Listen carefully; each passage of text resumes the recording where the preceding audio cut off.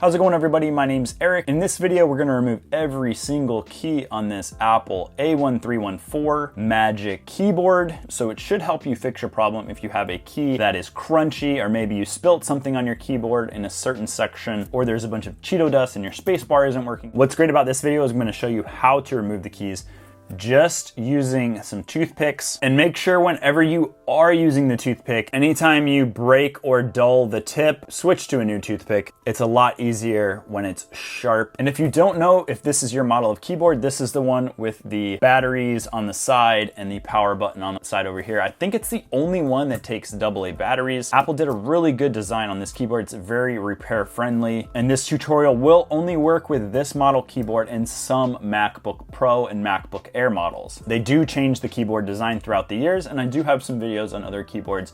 Link to those will be in the description. There is a video index, so you can skip to whatever key or key section you want to learn how to remove, so you don't have to watch the entire video, which will save you some time. Thumbs up for that. If you haven't already subscribed to the channel, consider subscribing, and let's get into the keyboard fixing, repair, cleaning tutorial. So for the skinny rectangle keys, which are all of these keys up here, and the arrow keys, you're going to attack it from the bottom. Just pry your toothpick underneath the key. You're gonna have to get in between the X switch, put a little bit of pressure on the right side of the key, and then roll your toothpick to the left.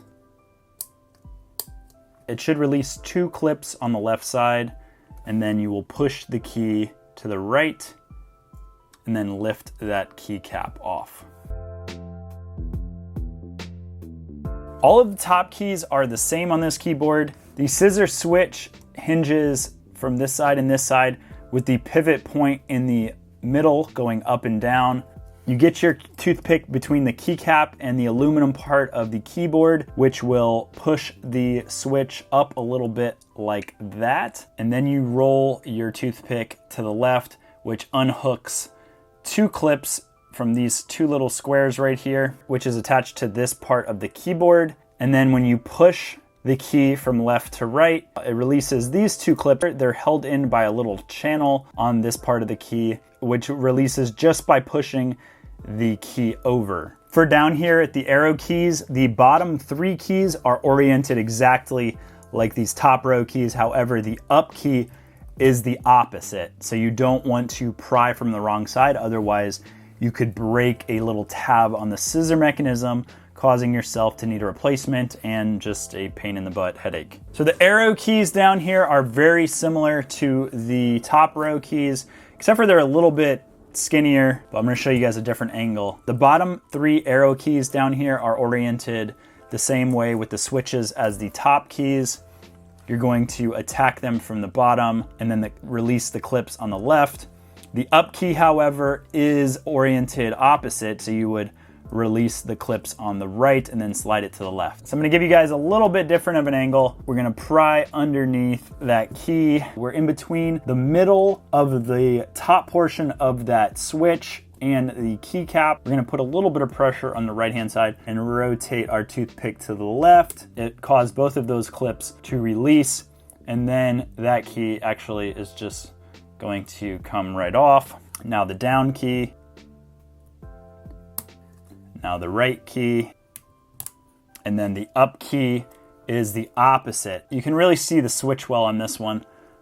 And then we're going to rotate the toothpick to the right, release those clips, and then that key just comes off. Now that the keys are off, you can see that these 3 down here are exactly the same, and then the up key is the opposite. These are the sides where you remove the clips with a little bit of upward pressure. These sides with the feet are the sides that unhook from the keycap when you slide it away. The next key design we're gonna be working on are these square keys all throughout the keyboard. The FN control option command key, they all have the same design and you need to attack them similarly. With the exception of / and tilde up here. And tilde you're going to attack from the bottom or the top, just like the top row of keys that we worked on. Get your toothpick in between the switch and the keycap, put a little pressure on the right-hand side, and then rotate that toothpick to the left, and you should hear a click and release those 2 clips. then push the key to the right and then lift it up. This switch is designed very similarly to the ones that we took off earlier, but where the key attaches to looks a little bit differently. It's just a bigger version, slightly different, same orientation as these clips that we were working on earlier. However, the one key is different. We're going to attack this one from the side. We're gonna pry up a little bit, push the toothpick in, put a little bit of pressure on the bottom of the key now, and rotate the toothpick to the left to release those clips. And then you should be able to push down or lift off your keycap just like that. I'm not sure why they designed this switch different than this switch, but if you didn't know, you might attack them differently and end up breaking some of these nubs. This one orients with the clips that you need to remove on the top, and then the slide clips are on the bottom.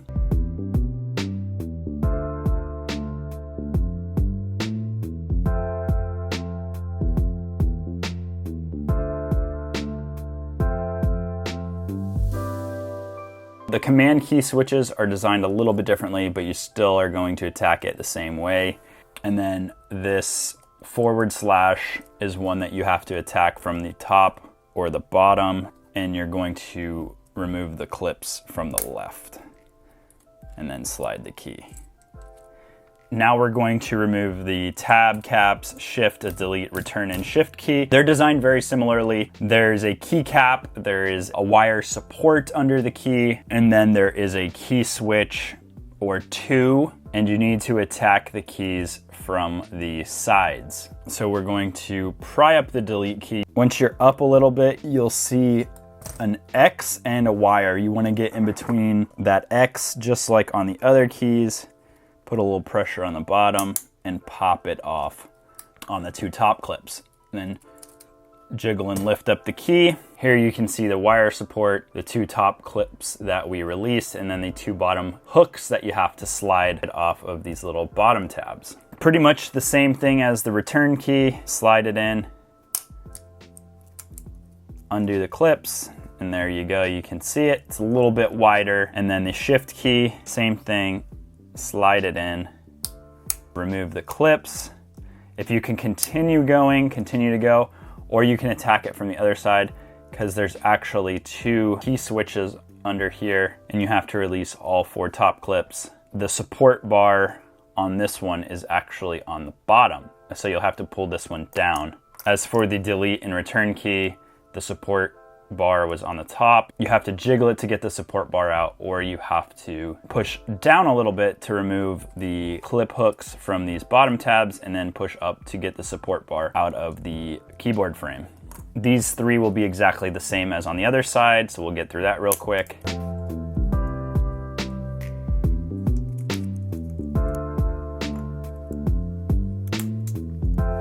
The spacebar is one of the trickier keys to get off. There's three wire supports. One is in the middle, just going around like that.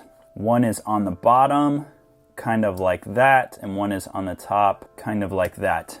It's secured in there just like the shift key, with some border clips holding it in on the top. The switches on this model, there are two. One is about right here, one is about right here.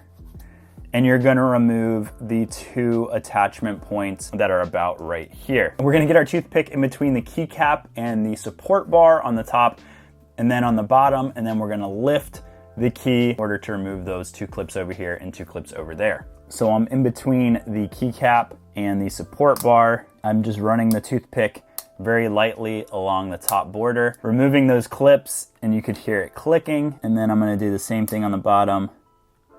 Starting at the corner, you can see the silver support bar, and then run it along the bottom, and you can just hear it releasing. That gives us much more lift on the key. Now we're going to attack it from the side, get it on top of the X of the switch, and then release those two clips on the top. And we're gonna do it from this side, putting a little bit of pressure on the bottom and releasing those two clips at the top, and then you should be able to get your key off Hopefully these two little scissor switches are still attached in place, not broken. These ones are very delicate and are easy to come out the way that they're designed. Now that you've got all your affected keys removed, for this video it was all of the keys, but you might have just had a section of the keyboard or just a few keys that were dirty or sticky. You're gonna take those keys, you're gonna put them on a plate in some water. This is just plain water, will help to dissolve any sugars, any drinks, coffee, whatever you spilt on the keyboard, to help to dissolve it, get it off of the keys and clean it up. You can let those keys soak off to the side. Grab some isopropyl alcohol. Ideally, you're gonna want like 91%, but sometimes they only have 70% at the store. 91% is better though. And this is what you're gonna use to actually clean the keyboard. If you have compressed air and there's dust and stuff in the keyboard, you could spray it with some compressed air, but I don't have any compressed air, so we're just going to clean those keys by putting some isopropyl alcohol on a toothbrush and just working it into the keys, or pouring some onto the keyboard and just working it like that. If it's really, really grimy, you could throw the electric toothbrush and work it in that way. You don't want to really use water on the keyboard because this is where all the circuits are. Water is not good for circuits, but isopropyl alcohol should be fine. I recommend that you don't take off these little switches. They are a pain. They're very easy to break. If for some reason you dislodge one or it pops off, you can look at a neighboring key that's the same switch to see how it orients back together. It only can go in one way correctly, and the worst case scenario is that they get separated like this. You don't want to break any of these tabs. Otherwise, you'll have to get a new key switch. You can buy those off of eBay, replacement key switches. And to put it back together, you orient it with these little squares on top. And on the outer piece, there are these little triangles. And you want that flat part to be bottom on this smaller key, this bottom lip to be facing down as well. And then these tabs on the side here, these little, it looks like little arms on like a little panda or something. These little arms go into these little sockets on the inside. You do want to be gentle. I did pull the outside kind of wide to get it in there. And then once you get the switch assembled, you're going to hook this little bottom rectangle down here into this little anchor on the keyboard. And then you're going to press down on these two little rectangles at the top, and they should click in, holding the switch down, and then it should be reinstalled. There are some slight variations in the switch design, but again, looking at a switch that is correctly attached, you can look at the orientation, but just remember that it always goes in the little anchor hook side first. These ones are actually just like pressed in little nubs to anchor it into the keyboard. All right, that was fun. Now we're gonna go into reinstallation. You could have rushed them under the water, changed the water if you had to, or if whatever you had on it was oily, you could have used a soap or some sort of degreaser like dish soap. Anyways, once your keys are clean, you're gonna wanna make sure that they're dry. You can dry them off with a towel, put them on a towel, put them under a fan. Just make sure that they're dry before you reinstall them. We're gonna do reverse order of how we took it off. So we're gonna start with the spacebar. I have these two support wires. I'm gonna install one of them on the bottom of the key. And I know this is the bottom of the key because the grab hooks on the top and then these slide hooks are on the bottom. We're gonna take the other wire and we're going to place it in the key slot. There's two mounting points right here. Then we're gonna take the bottom of this key. We're gonna slide the bar into these two little holes. So it's all lined up. And then we're going to fold it over. You're gonna wanna make sure you pull the key down towards you, put a little pressure on it, and then push it forwards. That locks in all of the slide locks on the bottom. And then you're gonna put that pressure on the top. And you heard the space bar click in. You should be able to see that it lays even. And if you press anywhere on the key, it works as it should. Now we're gonna reinstall the shift key over here on the right side. The support bar hooks to the bottom of the key around the border. So if you have it separated, you can just press it in. And then you're gonna take those bar ends, slide them into the bottom of those little holders on the frame of the keyboard. Then you're gonna roll the key over. Make sure you press down and then slide it up because you're trying to get these bottom slide clips to attach to the little nubs on the switch. And then you're going to press the key down. The key should lay flat and even. The return enter key is very similar, except for the support bar is on the top instead of on the bottom. So we're gonna slide it from the top in like that, and then we're gonna roll the key down, put a little bit of pressure on the bottom, push forward to make sure that it attaches those bottom hooks, and then press down, and the key will clip back into the switch. The delete key is the same as the return. You're going to attach the support bar to the top. You're gonna slide the support bar into the little anchors, roll the key down, make sure you put some pressure on it down here, and then press the top, it should click into place. The shift, caps lock, and tab key on the left side are just like keys on the right side, where you slide in the support bars, where you reattach the support bars, slide the support bar in from either the top or the bottom, roll the key to the bottom to get those bottom clips in, and then clip down the tops. The next most difficult keys are probably down here, the arrow keys. If you got them mixed up, you can take the up and the down keys. They have a little sharp edge to them, and that sharp edge is pointed towards the other key. And then you have to look at the back of the keys to see the pressing down hook side versus the slide hook side and orient them accordingly. The sharp side is going to be pointed towards the center. The slide side of the key is going to match up to that. So it orients like this. You're gonna slide the slide side onto the key first to make sure that the little nubs get underneath the keycap, and then you'll press down on the key lock side. For the left arrow key, we need the arrow pointing left. We need the slide side to be on the right, and we need the clip side to be on the left, which is this key right here. We're going to do the opposite of the up key. We're gonna slide this side in first, put a little pressure on it, and then clip in the clip side of the key. Same thing with the down key, pressure on the right, and then press down, and then same thing with the right key. Slide that side in first, press down, and all of those are good to go. So those keys and locations are pretty self-explanatory. The rest of the keys can kind of get confusing. So if you didn't take a picture of your keyboard to begin with, you might want to Google image the model number on your keyboard and then look at those key positions when you're reinstalling them. They install just like the arrow keys, where you're going to slide right side first and then press down on the left.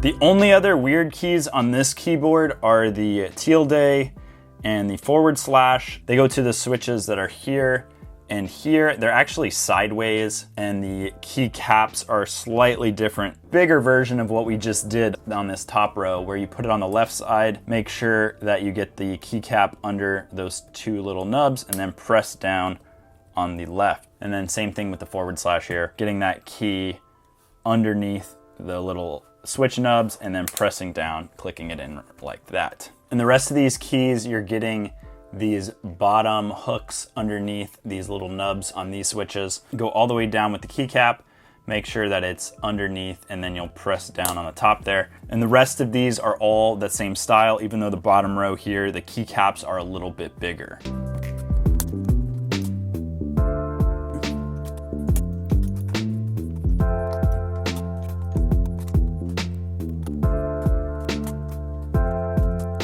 Done. Hopefully this video was helpful. I hope you didn't break any keycaps, clips, or switches while doing this fix, clean, or repair. Thank you guys so much for watching. If you haven't already, please give the video a thumbs up. If you aren't already subscribed to the channel, consider subscribing, and I'll talk to you in the next video. Bye.